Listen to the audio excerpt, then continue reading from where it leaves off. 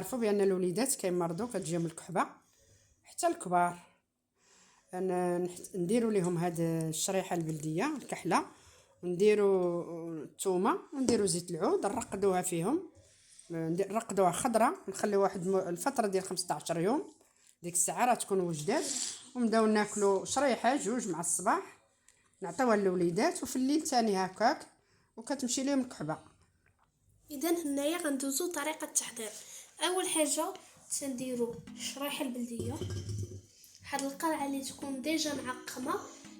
كيفاش غنعقموها؟ غادي نديروها غنكونوا ديجا دايرينها في الماء سخون تتغلى، صافي تنعقموها.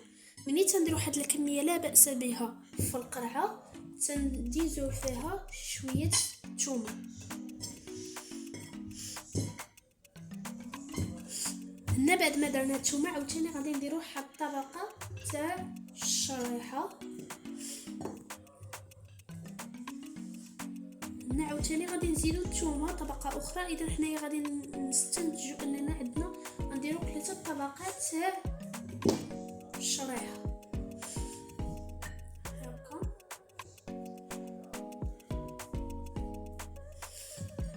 صافي هنايا غادي نزيدو اخر طبقه تاع الثومه.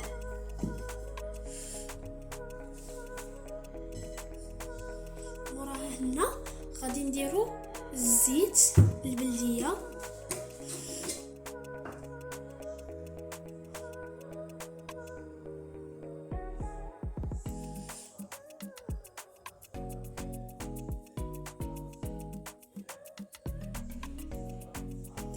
هانتوما درنا نص علقه. غادي نزيدو هنايا شويه الزيت البلديه. بعد ما عمرنا القرعه كامله بالزيت البلديه والثومه والشريحه، غنسدوها وغنديروها في بلاصه اللي تكون مظلمه. غنخليوها حد 15 يوم اللي هي 2 سيمانات. موراها نحلوها ونبداو نعطيوها للوليدات 2 معالق و 3 معالق. بصحه والراحه.